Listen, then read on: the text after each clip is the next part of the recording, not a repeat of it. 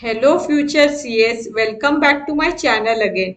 Your one-stop guide for everything related to CA exams. If you're new here, I am Pooja, a chartered accountant, and I have an experience of working for Ernst & Young and KPMG. And I help CA aspirants like you succeed with practical tips, strategies and support. In today's video, I am bringing you some crucial insights straight from the ICAI BOS webinar for CA Inter Taxation Section A Income Tax Law. So if you have ever wondered which Finance Act is applicable, what sources should I study from, how are the marks distributed section wise, what's the exam paper pattern, then this video is going to clear it all for you.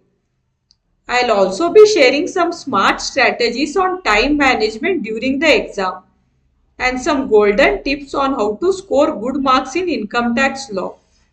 So stay tuned till the end because these insights can really give you the extra edge you need in your preparation. Guys, if you are new to my channel, please subscribe. Every subscription works like a motivation for me and it makes my day. So let's start this video. So guys, when you visit my channel, in the playlist section, you can see there is a separate playlist for CA Inter exams. So in this playlist, you can find different type of study plan, subject specific guidance and much more videos. And there is also a playlist for CA GPT for students. In this playlist, I have made different videos in which I have shown as to how you can use CA GPT while preparing for your exams. So do visit my channel and watch these videos, and there are various other playlists as well which might be helpful for you. So the first point discussed in the webinar was as to which Finance Act is applicable for your exam. So for the September 2025 exam, the Income Tax Act 1961 as amended by the Finance Act number 2 2024 is applicable, and the relevant assessment year is 2025-2026, and the significant notification and circular issued up to 28th February 2025 are relevant for the September 2025 exam. The next point discussed was the sources from where you should be studying. So for the upcoming September 2025 exam, the first source is your study material, that is the October 2024 edition. Next you have the booklet on case scenarios. This will be February 2025 edition. It is very important to go through this case scenario booklet because in the exam case scenario MCQ will come. Hence it is very important to study this. Next you have the revision test paper. So for the September 25 exam, you can go through the revision test paper of May 25 as well as September 25 both. Because for May 25 also the same Finance Act was applicable and the same assessment year was applicable. And then you have Saransh. So Saransh is a summary form. That is, each chapter is summarized in the form of flowcharts, diagrams, bullet points, etc. You can use this for revision purpose. So Saransh January 2025 edition is applicable for the September exams. And next we have the model test papers. So this is nothing but the compilation of the different mock test paper. So the model test paper February 2025 edition is applicable. And then the mock test papers. So you can attempt the mock test paper of May 25 as well as September 25 also. And after you finish studying everything and after you complete revising, then only attempt the mock test paper. And you have to attempt the mock test paper in the exam like condition itself. That is, do not refer any notebook while attempting the mock test paper and attempt the mock test paper in the exam time itself. That is 2 p.m. to 5 p.m. And after you complete writing the mock test paper, compare your answer with the ICA answer and check as to where you have gone wrong. Whether it's the presentation mistake or whether it's conceptual clarity or whether you did not write the working notes correctly or you messed up with the sections and the provision number. So make a detailed notes of this so that you can correct this before you go for the real exam. And also in the mock test paper also you have to do the correct time management. You have to ensure you complete the mock test paper within the 3-hour time frame. The next important point discussed in the webinar was section-wise weightages and marks. So let's quickly have a look at this. So here I have the CA Inter income tax law syllabus. So this will be for 50 marks. So let's quickly see the weightage and mark allocation. So first we have section 1.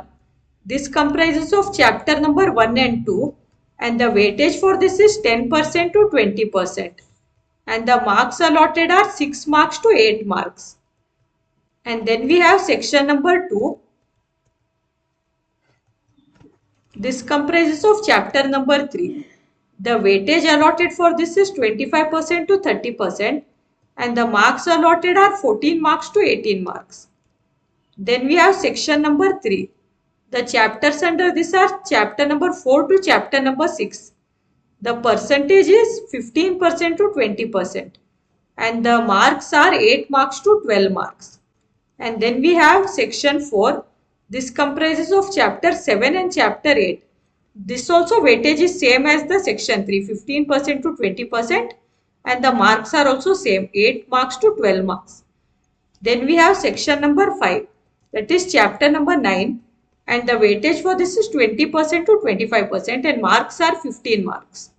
So if we see here section 2 and section 5, these two sections comprises of the highest weightage and the highest marks. So you can give priority to these sections. However, do not ignore any chapter. It is very important to go through all the chapters from the syllabus. The next important point discussed in this webinar was the question paper pattern. So the assessment of the paper would be 30% case scenario based MCQ and 70% descriptive question. So 50 marks is the total marks for this paper.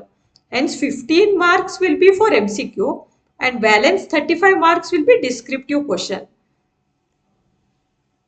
So for MCQ you are not required to provide any reasoning, but for descriptive answer you must substantiate the answer with a proper reasoning. And for MCQ there is no negative marking for wrong answer. Each MCQ will have 4 options and you have to answer only one. That is, one option will be correct and you have to tick only one answer. And case scenario based MCQ will be there. All MCQ will be compulsory. In descriptive part, however, totally 4 questions will be there. Out of that, question number 1 is compulsory question. And this question will be for 15 marks. And this first compulsory question will be mostly from chapter number 9.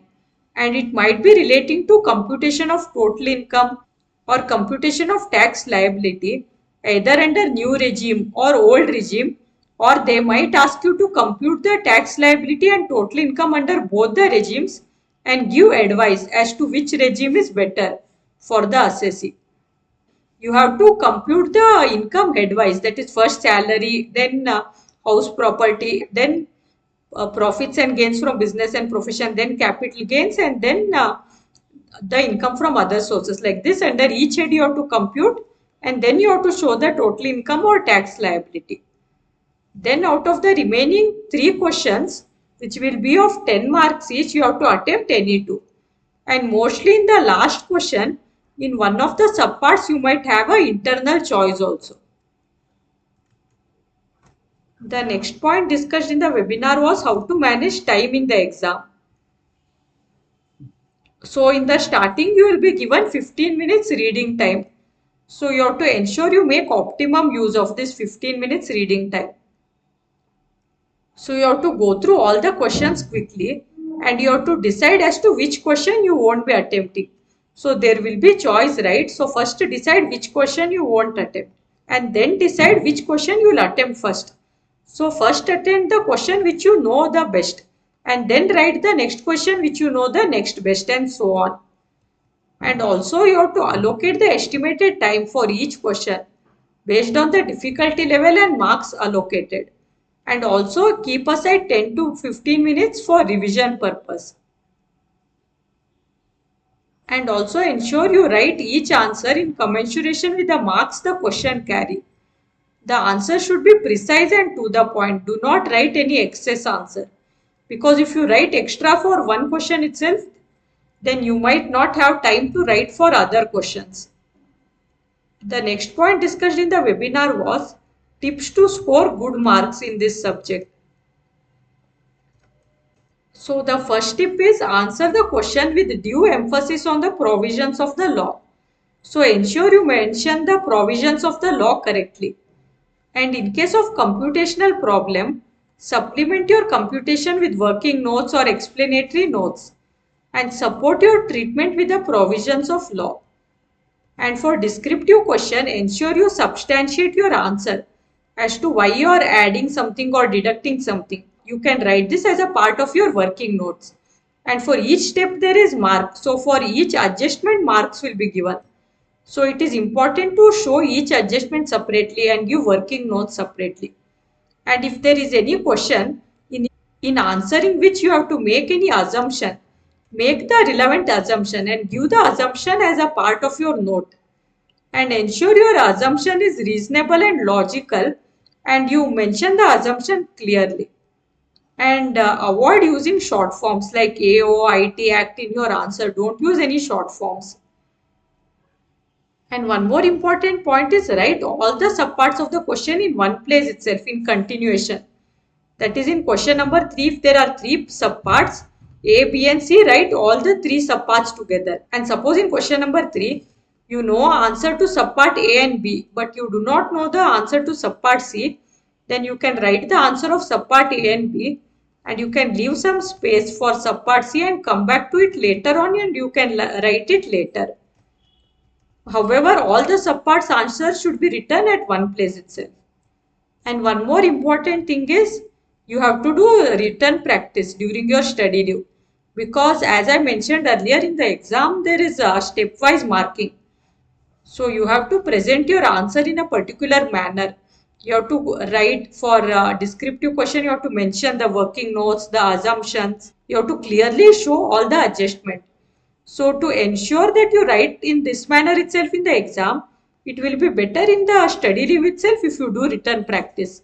So when you do written practice, you have to compare your answer and how the presentation is in the ICI material or in the mock test paper answer. And you have to see as to where you have gone wrong. So in this way, you have to strengthen your presentation of answers. Because in the exam, how much ever you have studied, even if you know everything, presentation matters a lot. Because the examiner will see that itself, right? Your answer, how you have presented the answer. Because you won't be there in front of the examiner to tell them the answer orally. Your answer should speak for you. That's why it's very important to present the answer clearly. And one more suggestion is, since there are many section numbers and many provisions to remember in this income tax law, it will be better if you prepare a chart or a summary format of the section numbers and provisions. And you can revise this on a daily basis. So the more you revise, the more you will remember it. So using this technique, you will be able to remember the section numbers. So these were the most important takeaways from the ICAI BOS webinar for the CA Inter Income Tax Law. Remember, knowing the syllabus and section-wise weightage is the first step, but applying exam-oriented strategies is what will actually boost your marks. If you found this video helpful, don't forget to hit the like button, share it with your friends, and subscribe to the channel for more such updates and strategies. All the best for your exams. Keep practicing, stay consistent, and you will definitely ace the income tax law with confidence. I will see you all in the next video.